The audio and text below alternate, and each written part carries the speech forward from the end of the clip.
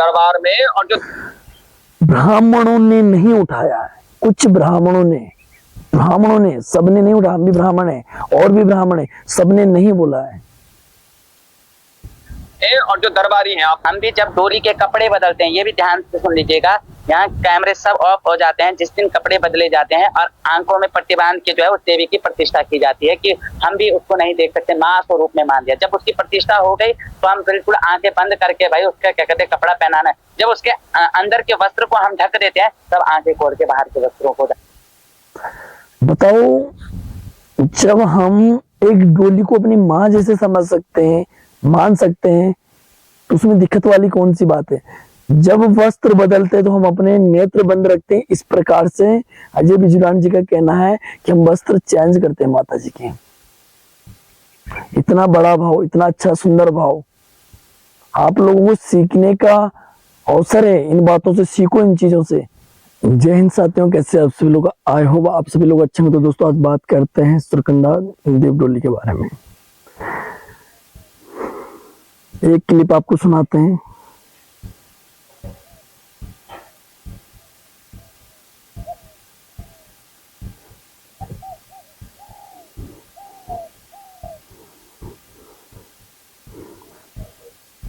Clip आपको सुनाता हूँ किस प्रकार से है। कुछ ब्राह्मणों ने आपके ऊपर जो है आरोप लगाए और आरोप बहुत गंभीर है।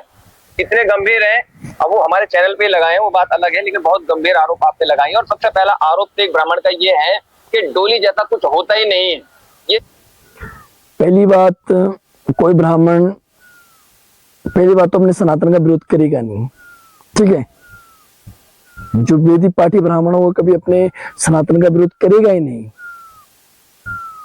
और रही बात डोली की, तो डोली मैं मानता हूं शास्त्रों में इसका प्रमाण नहीं है, पर हमारी आस्था जो है, हम अपने आस्था को हम रख सकते हैं। जिस प्रकार से पत्थरों को पूजते हैं, पेड़ों को पूजते हैं, लकड़ी को पूजते हैं, उस प्रकार से हम देव डोली पर अपनी आस्था रखते हैं।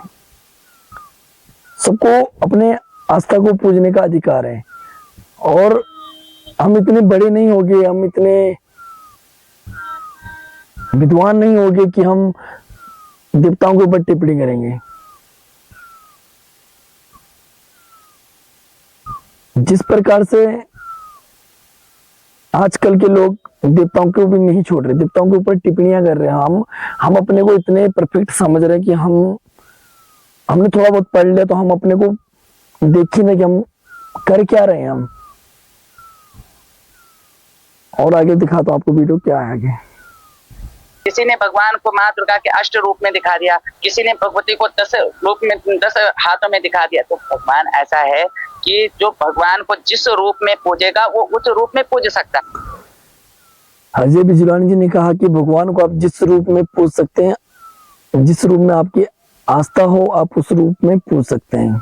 बिल्कुल अच्छा कहा है कि भगवान को हमारी आस्था हो हम उस प्रकार से उसे पूज सकते हैं। कोई डोली के रूप में पूज रहे हैं तो कोई पत्थर के रूप में पूज रहे हैं। आस्था है हमारी प्रभु के प्रति, भगवान के प्रति। तो कहा भी गया कि कण कण में भगवान है, रज रज में भगवान है। फिर भी कुछ लोगों को प्रमाण चाहिए, भगवान का प्रमाण चाहिए, देवता का प्रमाण चाहिए। एक सनातनी होके सनातनी लोग भगवान का प्रमाण मांग रहे हैं। बड़े ही दुर्भाग्य की बात है कि जो भगवान को जिस रूप में पूजेगा वो उस रूप में पूज सकता है। और आपने उसको डोली के रूप में दिखा दिया, डोली के रूप में मान। देखो, मैं किसी भी व्यक्ति विशेष के लिए नहीं बोल रहा हूं। मेरे कहने का मतलब कि अपने सनातन को नहीं ठेस पहुंचानी चाहिए। अगर कोई सनातन को आगे बढ़ा रहा है, सनातन का प्रचार कर रहा है, तो उसमें गलत कुछ भी नहीं है मेरे भाइयों। कुछ लोगों को न जाने बड़ी ही प्रॉब्लम हो रही है। रही बात कि उन्होंने ब्राह्मणों के ऊपर बात करी कि मैं भी एक ब्राह्मण हूं, मेरा दायित्व नहीं बनता कि मैं सनातन का विरोध करूं। मेरा दायित्व बनता है कि सनातन आगे बढ़े और सनातन का प्रचार करें। इसीलिए हमारा जन्म ब्राह्मण कुल में हुआ है कि हम सनातन का जो हमें अधिकार मिला है हम उसको और आगे बढ़ाएंगे, ठीक है, ना कि हम उस चीज को पीछे खींचे। और सुना तो आपको वीडियो आगे क्या है? आपने उसको डोली के रूप में दिखा दिया। मैं डोली के रूप में मानता हूँ, मैं डोली के रूप में आस्था रखता हूँ। भाई आप ना रखो, मुझे कोई दिक्कत नहीं है, लेकिन मैं तो रखता हूँ ना। मेरी आस्था पे आप सवाल मत उठाइए। बिल्कुल सही बात करी कि मैं जिसमें आस्था रखता हूँ आपको क्या दिक्कत हो रही है, कुछ लोगों को क्यों दिक्कत हो रही है? भाई उनकी आस्था है, वो पूज रहे हैं, आपको क्यों प्रॉब्लम हो रही है? और आप क्यों इतना हाथ धुल के उनके पीछे पड़े हैं, समझ नहीं आता है। भाई आपको भी अगर फायदा लग रहा है, आपको लग रहा है लूट रहे हैं, तो आप दरबार पे आए, देखिए कितने लोगों से मांगा जा रहा है, कितने लोग, उतना वहां चढ़ता नहीं होगा जितने का भंडारा होता है। अगर आप जब तक उस जगह पे जाओगे नहीं, जब तक हम किसी चीज को हम अच्छे से जानेंगे नहीं, हमें तब तक किसी को बोलने का अधिकार नहीं है, ठीक है? सुनी हुई बातें कुछ अलग होती है और देखी हुई बातें कुछ अलग होती है। जब तक हम उस दरबार पे जाए ना, उन लोगों से बात ना करें, तब तक हम जान नहीं सकते कि वहां क्या हो रहा है। देखी हुई बातें, सुनी हुई बातों पे कोई कुछ भी टिप्पणी कर रहे हैं, हद है यार।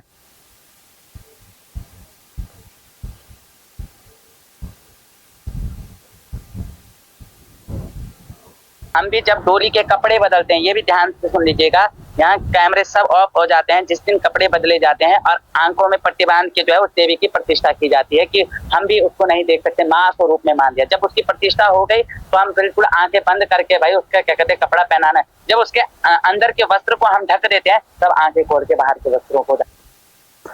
बताओ, जब हम एक डोली को अपनी माँ जैसे समझ सकते हैं, मान सकते हैं, तो उसमें दिक्कत वाली कौन सी बात है?